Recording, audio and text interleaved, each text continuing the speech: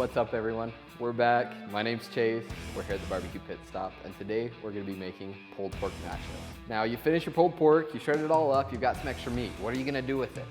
One of my favorite things to do is make pulled pork nachos.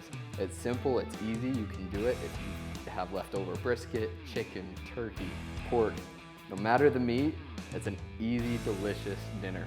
So what we're gonna do, we're gonna take some tortilla round chips, load them all up onto our tray. We're gonna start out with just some nacho cheese. Go ahead and pour that over all your chips. Now personally, I love to go heavy. I gotta get all those chips covered. Cover them on up.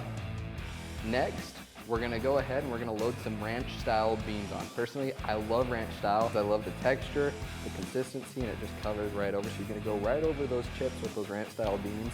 Feel free to really load it on up in there.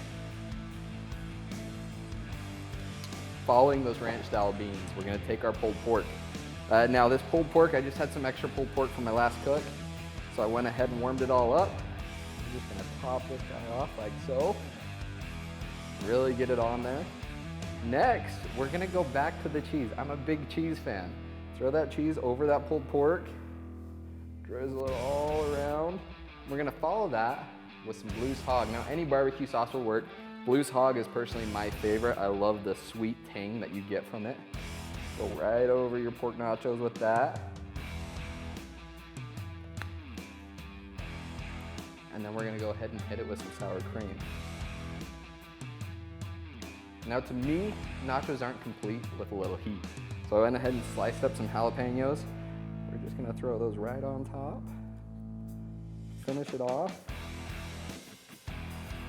And man, do they look absolutely beautiful.